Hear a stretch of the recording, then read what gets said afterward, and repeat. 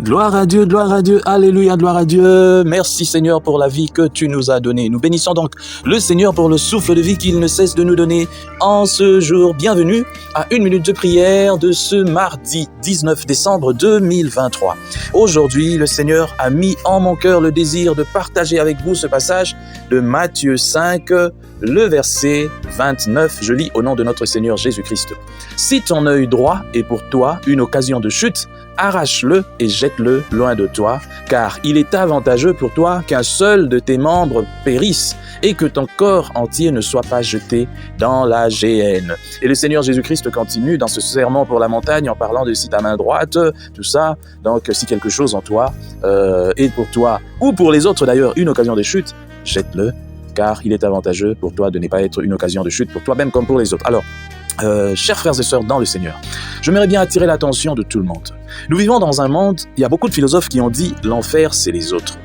Beaucoup d'autres, des existentialistes qui ont parlé dans le même sens en disant que l'homme n'est bon, mais c'est la société qui le corrompt. Moi, j'ai toujours été contre cette façon de voir les choses. Je me dis toujours que l'homme, il devient où il est, c'est que lui-même veut être ou devenir. Parce que nous avons toujours le choix. Le Seigneur nous a laissé le libre arbitre, faire de choix. Si tu veux être une bonne personne, tu peux décider d'être une bonne personne. Si tu veux être une mauvaise personne, toi-même tu peux décider d'être une mauvaise personne. Mais je m'aimerais aujourd'hui, un peu dans l'essence des existentialistes, aborder quelque chose. Je ne dis pas que nous sommes corrompus par les autres, mais c'est vrai que le prochain peut jouer un grand rôle dans ce que je peux être. Je vais vous expliquer. Si moi, par mon attitude, parce que la Bible aussi le dit, je scandalise les gens, je serai jugé par le Seigneur. Que personne, par son attitude, ne puisse scandaliser. Lorsque nous voyons par exemple des serviteurs de Dieu, des enfants de Dieu, se comporter de manière vraiment déplacée, même les païens ne se comportent pas comme ça. Ça, au fait, ça choque les sensibilités et on se pose des questions, mais comment lui, comment elle, qu'on voit tellement assidu dans la prière, qui se dit chrétien, chrétienne, serviteur, servante, se comporte comme ça et ça choque. Et là, vous devenez une pierre d'achoppement, vous devenez un scandale pour les autres et malheur à celui par qui le scandale arrive. Mais je m'aimerais aussi dans nos relations, les uns vis-à-vis des autres, de chercher à tout faire pour ne pas être une occasion de chute pour l'autre. Ne deviens pas pour l'autre un poids. Ne deviens pas pour l'autre un poids, une occasion de chute, une pierre d'achoppement. Donc à cause de toi, l'autre doit tomber. À cause de toi, l'autre doit pécher. À cause de toi, l'autre n'a peut-être pas la paix. Tout simplement pour ton bon plaisir. Il y a des gens, pour leur bon plaisir, pour leur caprice, pour des choses qui n'ont même pas de valeur, sont prêts et prêtes bien sûr, à mettre en danger la sécurité des autres, à mettre en danger la tranquillité des autres et même à mettre en danger l'intégrité ou la foi des autres. Et ce n'est pas bon. Ne sois pas une occasion de chute pour ton prochain. Veille à ton comportement, à la façon dont tu dois te comporter. Pourquoi veux-tu placer des choses dans le cœur? C'est comme les pharisiens à l'époque qui le faisaient. Les pharisiens voulaient toujours obliger un peu plus aux autres. Pourtant, eux-mêmes ne le faisaient pas. Ils n'étaient pas des modèles, mais ils obligeaient les autres à faire des choses qu'eux-mêmes ne faisaient pas. En parlant des occasions de chute, la Bible nous dit si ton œil est une occasion de chute pour toi, couple. Je parle ici des habitudes, des attitudes. Il y a des habitudes qui ne valent même pas la peine. Il y a des habitudes que nous ne sommes pas obligés d'afficher. Il y a des comportements que tu peux facilement abandonner. Mais tu ne le veux pas parce que tu aimes tellement ce comportement. Il y a des choses, des actes que tu n'es pas obligé de poser, mais que tu poses tout simplement pour faire du mal à l'autre, pour faire du mal à ton prochain. Et on le voit même lorsque deux personnes sont mariées. Si ton épouse te reproche chaque fois la même chose, te reproche ton comportement infidèle ou bien ta légèreté parce que tu es tout le temps en train de faire des choses, je ne sais pas, qui ne lui plaisent pas, tu deviens une occasion de chute pour elle. Et ça peut aussi la pousser à pécher, même si c'est pas pour aller devenir infidèle, mais pour faire des choses, peut-être pour avoir aussi un cœur lourd, pour avoir des mauvaises pensées, et pour l'empêcher peut-être aussi de se consacrer à Dieu. De la même manière, toi l'épouse, et on le voit beaucoup, tout le temps en train, vous savez, dans une relation, lorsque vous réclamez toujours trop, et ce sont les femmes souvent qui font ça, vous réclamez trop de choses à votre mari, tu ne fais pas ceci, tu ne fais pas cela, c'est parce que les femmes aiment comparer. Et lorsque vous comparez comme ça, ce n'est pas bon, parce que l'homme que vous êtes en train de comparer partout, quelque part, il y a peut-être des femmes qui aimeraient être avec.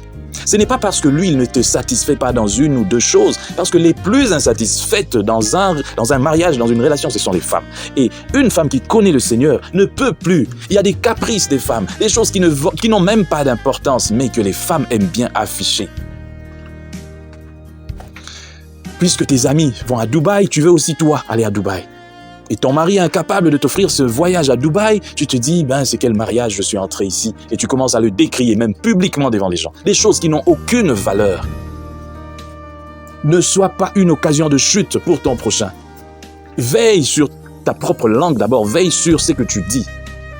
Ne pousse pas le prochain à la faute, que le prochain ne pêche pas à cause de toi. Et grave encore, il y a des gens qui décide de pécher. Donc, je me décide de pécher. Moi, je dis, je vais pécher. Et au lieu même de le garder pour soi-même, non, mais je te le dis que moi, en tout cas, je décide que je vais pécher. Comme j'ai vu un couple où la femme disait, bien sûr, comme toi, tu m'avais trompé, moi aussi, je vais aller et je vais le faire. Et elle a commencé à le faire. Au début, c'était bien, elle a fait, elle était satisfaite, tout ça, c'était bien. Et puis, elle a continué à le faire. Et après, elle est tombée enceinte, puisque son mari ne l'avait pas touchée, elle est tombée enceinte. Enceinte, elle est allée pour se faire avorter. Mais cette grossesse ne quittait pas, ça l'a compliqué. Et le mari devait aller aussi à l'hôpital pour s'en rendre compte. Mais l'état de ma femme, comment ma femme, ça ne va pas, tout ça. Le médecin dit, mais oui, votre enfant, la grossesse, en tout cas, de votre femme est menacée, tout ça. La grossesse de ma femme, comment? Ah non, mais c'est votre épouse. Ah bon? Et voilà, on l'avait attrapée. Tout simplement parce qu'elle voulait se venger. Mais se venger de qui et de quoi? Nous servons le Seigneur. Ce n'est pas parce que ton mari ou ta femme s'est mal comporté que toi aussi tu dois aller faire la même chose. Si le Seigneur l'a protégé dans une certaine chose, ce n'est pas la même chose. Ça ne sera pas la même chose pour toi. Tu peux tomber sur quelque chose qui peut te détruire ton mariage, détruire ton avenir. Par exemple, dans les cas de la femme détruite complètement, une famille honteuse à cause de leur fille, une histoire répandue et aujourd'hui, elle est nulle part. Et même ce monsieur qui l'avait engrossé l'a abandonné parce que lui aussi un aventurier. Apprenez à ne pas être des occasions de chute pour les autres. Priez s'il faut prier. Demandez à Dieu la force. Seigneur, aide-moi à ne pas être une occasion de chute pour mon mari. Aide-moi à ne pas être une occasion de chute pour ma femme. Aide-moi à ne pas être une occasion de chute pour tout le monde.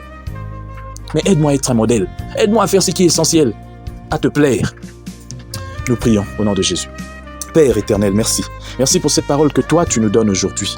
Aide-nous, Seigneur, à ne pas être des occasions de chute pour les uns comme pour les autres. Aide-nous, Seigneur, à ne pas être des occasions de chute pour le peuple des dieux. À ne pas être des occasions de chute ni des scandales. Aide-nous, Seigneur, car tu as dit malheur à celui par qui le scandale arrive. Aide-nous aussi, Seigneur, à ne pas être bornés dans nos têtes, mais à savoir ce que toi tu veux, à chercher d'abord à te plaire, à ne pas être là en train de chercher à nous venger, parce qu'à cause de la vengeance, beaucoup de choses peuvent se passer. Garde nos cœurs plus que toute autre chose. Nous avons besoin de la vie. Au nom de Jésus-Christ, nous avons prié. Amen. Chers frères et sœurs, dans le Seigneur, vous avez l'occasion de servir Dieu avec votre temps, avec votre intelligence, mais aussi avec vos moyens. Soutenez, restez unis dans 1 minute de prière chaque jour. Écrivez-nous, envoyez vos dons ici. Que Dieu vous bénisse.